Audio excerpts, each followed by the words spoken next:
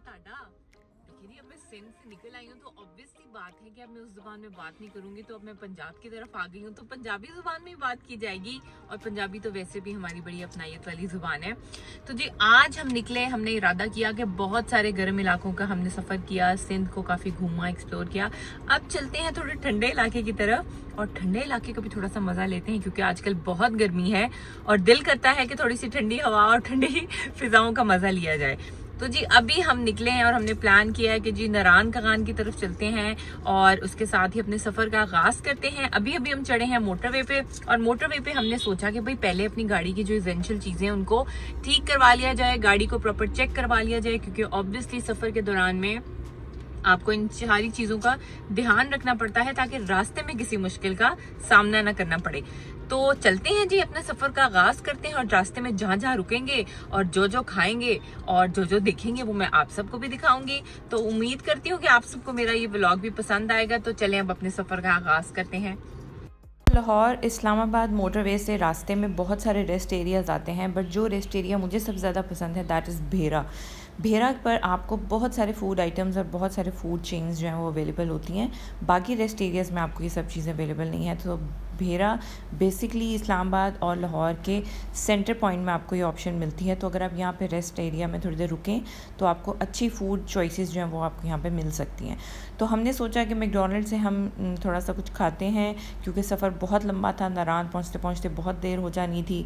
इसीलिए आजकल वैसे भी रेस्टोरेंट्स में डाइनिंग जो है वो बंद है, तो इन्होंने बाहर आउटडोर सिटिंग एरियाज़ बनाए हुए हैं। तो वहीं पे हमने अपना फूड इंजॉय किया और अपने फूड को इंजॉय करने के बाद हमने अपने सफ़र को दोबारा से शुरू किया।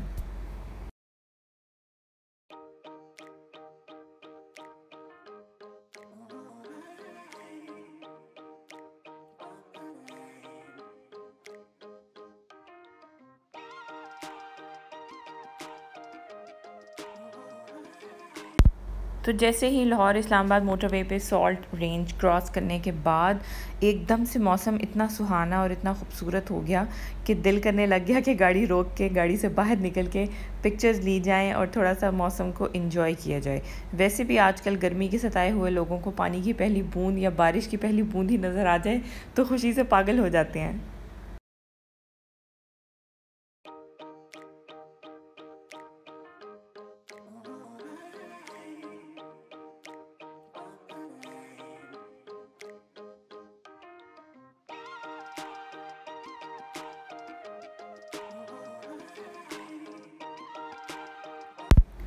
यहाँ पर हम फाइनली इस्लामाबाद टोल प्लाज़ा पर पहुंच गए और इसके बाद से इस्लामाबाद पेशावर मोटरवे जो है वो स्टार्ट होती है, जो बेसिकली आगे लिंक करती है एबटाबाद मोटरवे के साथ। फाइनली गाड़ी में बैठ कर जब मैं बहुत ज़्यादा इरिटेट हो गई तो गाड़ी मैंने ख़ुद पकड़ी और ख़ुद से ड्राइव करने का फ़ैसला किया, क्योंकि मौसम बहुत अच्छा था, बैठ कर तंग आ चुकी हुई थी। तो सोचा कि शायद गाड़ी ड्राइव करने से थोड़ा सा ये ट्रैवलिंग जो है थोड़ी आसान हो जाए और वक्त जो है जल्दी कट जाए।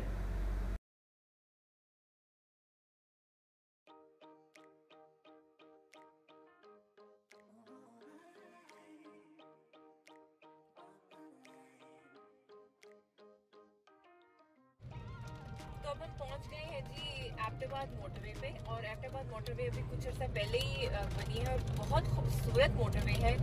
और अभी हम जब इस पे आए हैं तो अभी साथ ही बारिश स्टार्ट हो गई है, तो थोड़ा सा व्यू जो है वो इतना क्लियर नजर नहीं आ रहा है, लेकिन फिर भी बहुत प्यारा व्यू है। और एक बड़ी मजे की चीज जो हम लोगों को पता चली है कि यहाँ पे इस मोटरवे पे आगे टनल्स भी बनी है। तो टनल्स तो भाई बड़ी एक्साइटेड चीज, मैं बहुत एक्साइटेड हूँ, तो वो भी देखूंगी। और सुने काफी लंबी और अच्छी और खूबसूरत टनल्स बनी है। तो चलते हैं जरा देखते हैं किधर है भाई वो टनल्स और कैसी टनल्स है।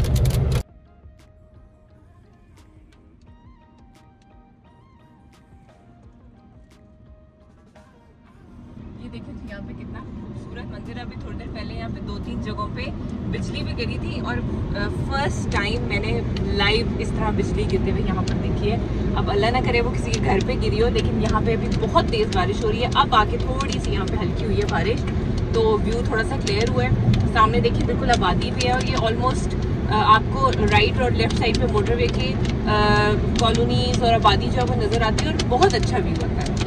लाहौर मोटरवे भी बहुत प्यारी है, बट इस तरह का व्यू आपको देखने नहीं मिलता पहाड़ों के बीच में। सो यहाँ पर मानसेरा के करीब पहुंचकर आपको आबादी नज़र आनी शुरू हो जाती है मोटरवे के दोनों जानिब, और ये मोटरवे बनी भी बहुत खूबसूरत हुई है। सो अच्छी बात है कि हमारे मुल्क में इतनी खूबसूरत चीज़ें, इतने अच्छे इंफ्रास्ट्रक्चर जो है वो डेवलप हो रहे हैं। इसी से ही हमारे मुल्क का जो टूरिज़म है वो बहुत ज़्यादा इम्प्रूव करेगा।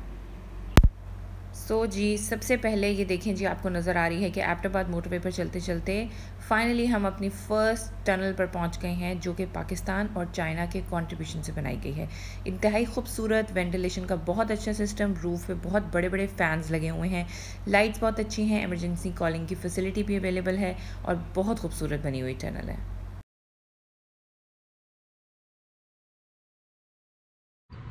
फाइनली जो फर्स्ट टनल है एबटाबाद मोटरवे पे, वो उसमें हम दाखिल हो गए और अंदर से थोड़ा सा आप नज़र सही तरह से नहीं आ रहा, लेकिन बहुत खूबसूरत टनल बनी हुई है, just like we are moving in a foreign country. माशाल्लाह बहुत प्यारी टनल है और अभी मैं आपको इसका क्लोजअप व्यू भी दिखाती हूँ।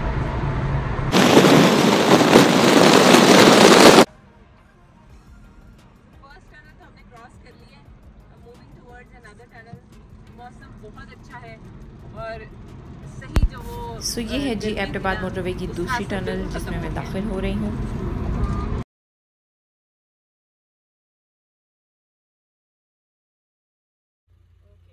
तो अभी हम एबटाबाद मोटरवे से नीचे उतरने लगे हैं और ये मोटरवे का खूबसूरत सा जो सीन है फाइनली एंड होने लगा है।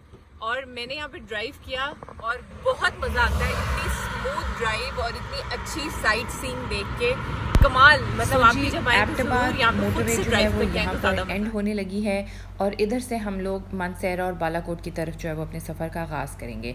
गेस व्हाट, हमने एक बड़ा शॉर्टर सा एरिया जो है वो डिस्कवर किया है, गांव डिस्कवर किया। बेसिकली नॉर्मली जब आप सफ़र करते हैं तो आपको बालाकोट और मानसेरा के अंदर से गुज़रना पड़ता है, लेकिन ये एक गांव था, एक छोटा सा, जो मोटरवे के साथ ही एक सड़क नीचे उतरती है। इस गांव का नाम है शाते, और जब आप इस गांव के अंदर से गुजरते हैं तो बेसिकली ये मानसेरा और बालाकोट को बाईपास करती है ये रोड।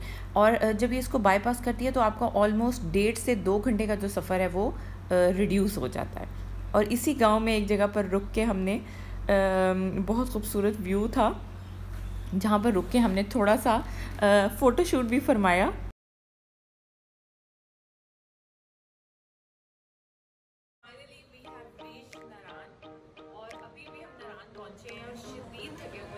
लेकिन बड़ा अच्छा हम लोगों को अकोमोडेशन यहाँ पर मिली है और इस अकोमोडेशन हमने सोचा है थोड़ा सा रेस्ट करते हैं, फिर रेस्ट करने के बाद यहाँ की मशहूर चीज़ जो है वो ट्राउट फिश है, तो चलते हैं भाई ट्राउट फिश खाते हैं और इंजॉय करते हैं और आपको भी दिखाते हैं। चलें जी चलते हैं।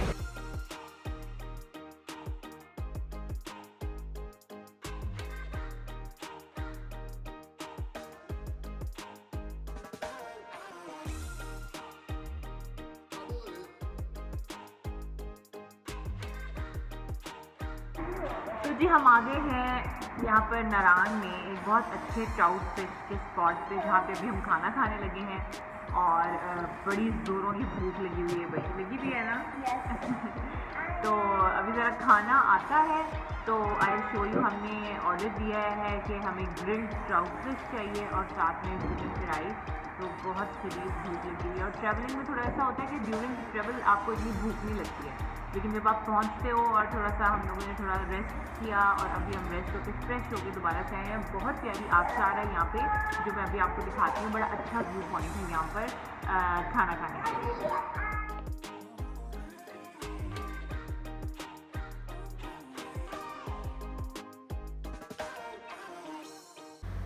तो ये था जी कागान में मौजूद ट्राउट फिश का एक बहुत अच्छा स्पॉट, जहाँ पर आप आउटडोर डाइन आउट भी कर सकते हैं और अंदर सिटिंग एरिया भी है जिसमें आप बैठ के खाना खा सकते हैं। बट सर्दी की वजह से रात का टाइम था और हमारे साथ बच्चे भी थे, तो सर्दी बहुत ज़्यादा थी, तो हमने प्रेफर किया कि हम खाना अंदर बैठ कर खाएँ और व्यू को इंजॉय करें। आप भी जब आएँ तो ज़रूर इस होटल को ट्राई कीजिएगा।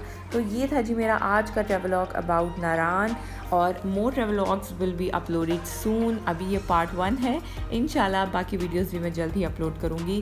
तब तक के लिए अपना ख्याल रखिएगा, मेरे चैनल को सब्सक्राइब करना बिल्कुल नहीं भूलना और मेरी वीडियोस को ज़रूर लाइक कीजिएगा।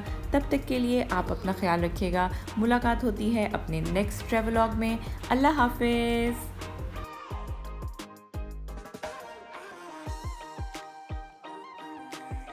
हैं।